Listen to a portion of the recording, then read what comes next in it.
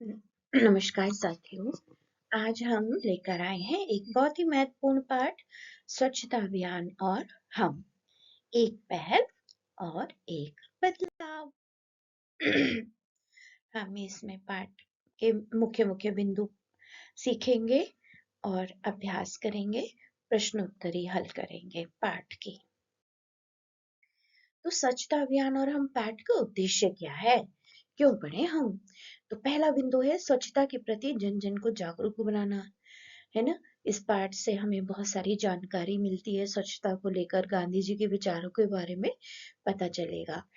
वो ये कहते थे कि घर बाहर की सफाई हम स्वयं करें, गीले कचरे से खाद कैसे बनाया जाता है, सूखे कचरे का निस्तारण या उसका पुनर्चक्रण किस ढंग से करें कि हमारा पर्यावरण सुरक्षित रहे।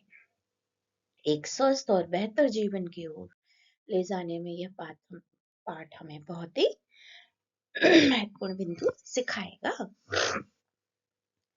तो स्वच्छता अभियान एक बेहतर कल की ओर कैसे ले जाता है कि स्वच्छता जीवन का अभिन्न अंग है। गांधी जी कहते थे कि स्वच्छता को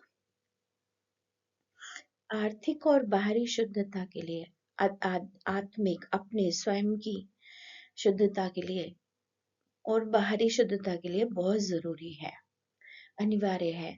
स्वयं की गंदगी स्वयं साफ करें। उन्होंने दूसरों पर निर्भर रहने की बजाय अपनी गंदगी खुद साफ करने पर जोर दिया। आंतरिक और बाहरी स्वच्छता पे जोर दिया। हरा कूड़ेदान का उपयोग बताया कि रसोई का कचरा, है ना, किचन वेस्ट, उस जैसे फल सब्जियों के छिलके, बचा हुआ भोजन इत्यादि हरे रंग के कूड़ेदान में हम डालें ताकि उसको कचरे वाला ले जाकर खाद बनाने की जगह उसे डालें।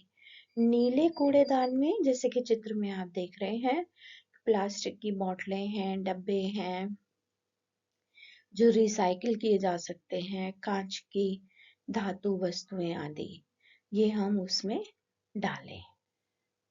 और सामूहिक जिम्मेदारी बनती है कि सभी हम इन बिंदुओं का ध्यान रखें। ये मुख्य मुख्य बिंदु हैं, है ना, पाठ के, स्वच्छता अभियान के। तो पाठ के जो मुख्य बिंदु हैं, गांधी जी के विचार।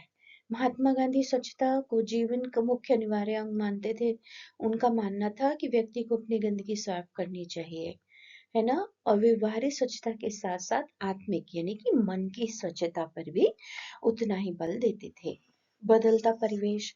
पुराने समय में लोग अपने घर आंगन को बहारना यानी कि झाड़ू लगाना पहला काम समझते थे। खेतों में कूड़े से बनी प्राकृतिक खाद का प्रयोग होता था, जिससे अनाज में स्वाद गुणवत्ता बनी रहती थी। प्लास्टिक की समस्या। वर्तमान में प्लास्टिक पॉलीथीन का उपयोग बढ़ गया है जो सही नहीं है। नालियों को जाम कर देते हैं। लोग अपना घर तो साफ करते हैं लेकिन कूड़ा खाली प्लॉट या सड़क में फेंक देते हैं, जिससे जिसे लेखक ने आंशिक जागृति यानी कि थोड़ा ही जागरण हुआ है। कूड़ा निस्तारण का समाधान। कचरे के सही प्रबंधन के लिए दो तरह के कूड़ेदानों का सुझाव दिया है। पहला हरा कूड़ेदान रसोई के गीले कचरे के लिए, दूसरा नीला कूड़ेदान ऐसे सूखे कचरे के लिए जिसे पुनर्चक्रित रिसाइकिल किया जा सके। तो देखिए, प्रेरणा का स्रोत पाठ में उदाहरण किसका है? गांधी जी का, जो कि स्वच्छता को जीवन का बेहद महत्वपूर्ण अंग मानते थे। आंतरिक बाहरी स्वच्छता पर बल। स्वयं की गंदगी स्वयं साफ करना। अतिथियों द्वारा भी शौचालय की सफाई पर उन्होंने जोर दिया।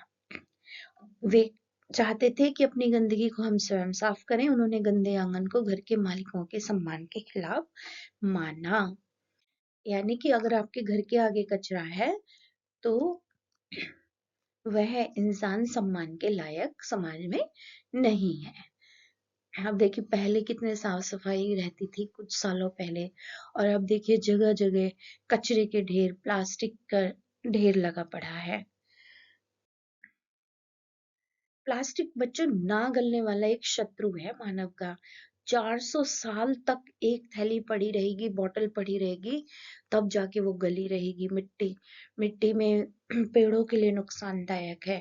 अगर इसे जलाएंगे तो कार्बन मोनोऑक्साइड विषैली गैस लगेगी, है ना।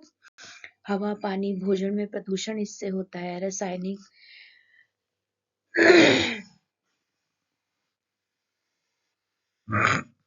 रासायनिक खाद का प्रयोग, सबसे बड़ी चुनौती तो ये प्लास्टिक ही है। मिट्टी की उर्वरा शक्ति नष्ट होती है, शत्रुओं के लिए जानलेवा है, जलाने पर वायु प्रदूषण होता है, गलता नहीं है। अब देखिए, भले ही हम कितना पौष्टिक खाना खा लें, अन्न खा लें, लेकिन अगर हमारा दूषित वातावरण है तो क्या हो जाएगा, हम बीमार हो जाएंगे। कैसे भी खाना होगा और साथ में दूषित जगह हम रह रहे हैं, बीमारी होगी। गंदगी में मक्खी मच्छर पनपते हैं, ऐसी जगह पर अच्छा भोजन भी शरीर को नहीं लगता।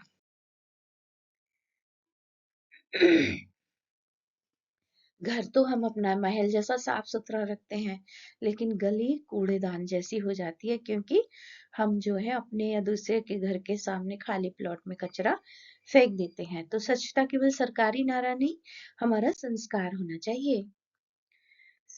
समाधान कचरे का आप देख ही रहे हैं, हरा कूड़ेदान, नीला कूड़ेदान, है ना।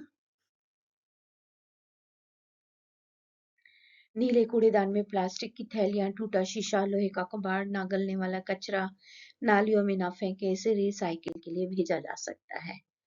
अब कचरे का पहाड़ चाहिए या ऊर्जा का स्रोत, है ना। राजधानी दिल्ली का जिक्र आया है। राजधानी दिल्ली के कूड़े के पहाड़ गवाह है कि गलत निस्तारण का अंजाम क्या होता है। निस्तारण मतलब कि उसका निपटारा हम कैसे कर रहे हैं।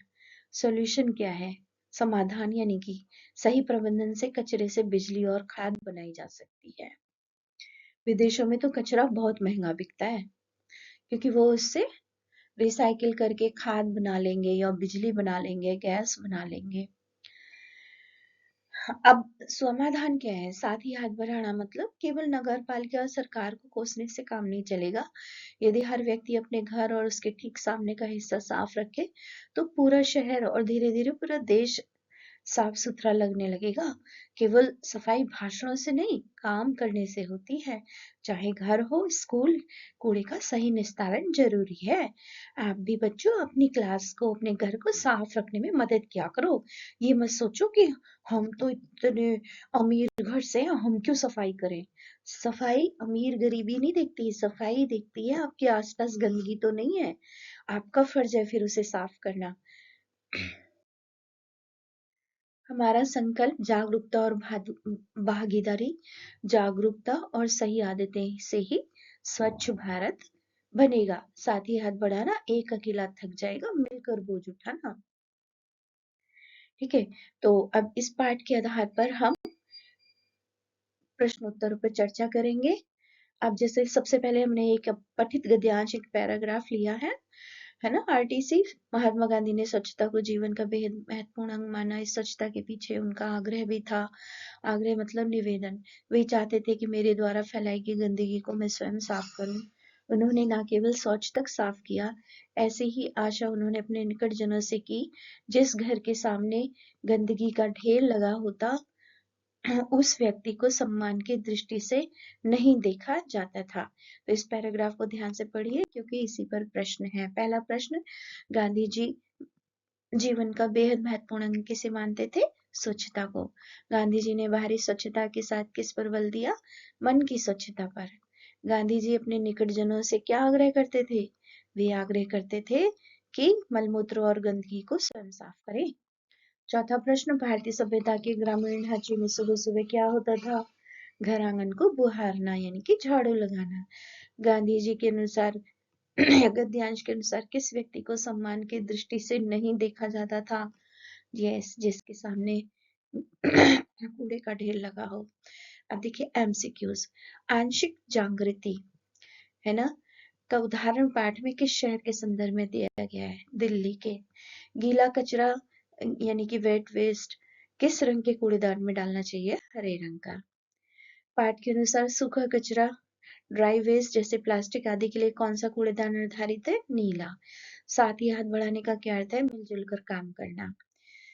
आंखों की शर्म से लेखक का क्या तात्पर्य है? इसका अर्थ है लिहाज या संकोच। पहले लोग पड़ोस के घर के सामने कचरा फेंकने में शर्म महसूस करते थे, जो अब कम हो गई है। प्लास्टिक के अवतरण से पहले खेतों और खलिहानों में स्थिति कैसी थी? प्लास्टिक आने से पहले कचरा जानवरों और पक्षियों द्वारा निपटा दिया जाता था। खेत खलिहान स्वच्छ रहते थे और मिट्टी उपजाऊ बनी रहती थी। प्राकृतिक खाद और रासायनिक खाद में क्या अंतर है? प्राकृतिक खाद से अनाज में स्वाद गुणवत्ता बनी रहती है, जबकि रासायनिक खाद से उपज तो बढ़ती है लेकिन स्वास्थ्य पर बुरा असर पड़ता है। पक्षी और जानवर स्वच्छता में कैसे सहायक थे? वे बचा कुचा भोजन और कचरा खा लेते थे, जिससे गंदगी साफ हो जाती थी और प्रकृति का संतुलन बना रहता था। आइए देखिए ओरल क्वेश्चंस, मौखिक क्वेश्चन। गांधी जी ने स्वच्छता के साथ किस पर बल दिया है? मन की स्वच्छता। पहले अनाज में स्वाद और गुणवत्ता का क्या कारण था? है पहले खेतों में रासायनिक खादों के स्थान पर जैविक खाद यानी कि कूड़े से बनी प्राकृतिक खाद पर प्रयोग होता था, जिससे फसलों को सही पोषक तत्व मिलते थे, अनाज की गुणवत्ता बनी रहती थी। समाज में स्वच्छता को लेकर कैसे जागृति आई है? आंशिक जागृति समाज में आई है अभी, क्योंकि लोग अपना घर तो साफ कर लेते हैं पर गंदगी बाहर सार्वजनिक स्थानों पर फेंक देते हैं। आंशिक जागृति का अर्थ है कि पूर्ण जागृति नहीं हुई, लोग अभी कम जागरूक हुए हैं। लिखित प्रश्न देखिए, एक हरा और एक नीला कूड़ादान रखने की सलाह क्यों दी गई है? हरे कूड़ेदान रसोई के कूड़े के लिए होता है, इससे खाद बनाई जा सकती है, जबकि नीला कूड़ेदान उन वस्तुओं के लिए है जो प्राकृतिक रूप से नष्ट नहीं होती। इस पृथक्करण से यानी कि अलग अलग करने से कचरे का सही निस्तारण और रिसाइकलिंग के लिए संभव हो पाता है। दिल्ली जैसे महानगरों में कूड़े की क्या स्थिति है? दिल्ली में कूड़े के पहाड़ जैसे ऊंचे ऊंचे ढेर लग गए हैं, जिनका निस्तारण एक बहुत बड़ी चुनौती बन गया है। स्वच्छता के प्रति आंखों की शर्म से लेखक का क्या अभिप्राय है? आंखों की शर्म से लेखक का अभिप्राय उस सामाजिक संकोच, लोक लाज या नैतिकता से है जो व्यक्ति को सार्वजनिक रूप से गलत कार्य, गंदगी आदि फैलाने से रोकती है। अब बिना स्वच्छता के कोई देश तरक्की नहीं कर सकता। इस कथन का क्या अर्थ है? इस कथन से अर्थ है बच्चों कि गंदगी बीमारियों को जन्म देती है, जिससे नागरिकों का स्वास्थ्य प्रभावित होता है, कार्य क्षमता उनकी प्रभावित होती है। एक बीमार व्यक्ति कितना काम करेगा? और जब काम सभी देश के लोग ढंग से नहीं करेंगे, समय पर नहीं करेंगे, तो क्या वो देश तरक्की करेगा? तो प्रकृति का, देश की प्रगति का आधार ही स्वच्छता ही है। प्राकृतिक खाद, रासायनिक खाद के बारे में हम अंतर अभी सीख चुके हैं। ये भी हम सीख चुके हैं लेखक ने स्वच्छता को आंशिक जागृति क्यों कहा है ना? मन की स्वच्छता यानी कि हम अपने विचारों को स्वच्छ करें। हमारे विचार स्वच्छ होंगे, हम शुद्ध मन से काम करेंगे, तो हम किसी भी कार्य को छोटा बड़ा नहीं समझेंगे, अपनी जिम्मेदारी स्वीकार करेंगे, है ना? और किसी काम को छोटा ना समझ के स्वच्छता को जीवन का सबसे महत्वपूर्ण अंग मानेंगे। इसी को गांधी जी ने मन की स्वच्छता बताया है। गंदगी को कोसते रहने से काम नहीं चलेगा। राष्ट्रीय प्रगति में स्वच्छता और नागरिक का क्या योगदान है? योगदान बहुत है। दोष नहीं, समाधान खोजना होगा, है ना? सरकार को दोष देना काफी नहीं है। अनुशासन ही उन्नति है। विकसित देशों में लोग अनुशासित हैं, इसलिए वे आगे हैं हमसे। जैसे मेरा घर मुझे प्यारा है, साफ सुथरा रहे, वैसे ही देश भी मेरा घर होना चाहिए। हाँ, जैसे हम अपने घर को साफ रखते हैं, वैसे ही देश को भी अपना घर समझना होगा। स्वस्थ भारत, समर्थ भारत। स्वच्छता से बीमारियां कम होती हैं, जिससे देश की उत्पादकता बढ़ती है।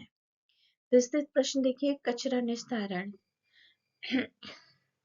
कैसे करेंगे? वेस्ट मैनेजमेंट, है ना? हरे कूड़े में हम सब्जी, फल आदि के छिलके, गीला कचरा यानी कि डालेंगे, जिसे खोद खाद में कंपोस्ट बना सकें। नीला कूड़ेदान प्लास्टिक, कागज, धातु पुनर्चक्रण के लिए। लाभ क्या होगा? कचरे के पहाड़ कम होंगे, प्रदूषण मुक्त पर्यावरण होगा, काला सोना यानी कि खाद की प्राप्ति होगी। कचरा कई देशों में कचरे को गोल्ड के समान माना जाता है, क्योंकि इससे कई चीजें बनाई जा सकती हैं। बिना स्वच्छता के कोई देश तरक्की नहीं कर सकता। क्यों? है? क्योंकि स्वच्छता और राष्ट्र एक दूसरे से कनेक्टेड हैं। गंदगी से बीमारी, काम में बाधा और विकास धीमा होगा।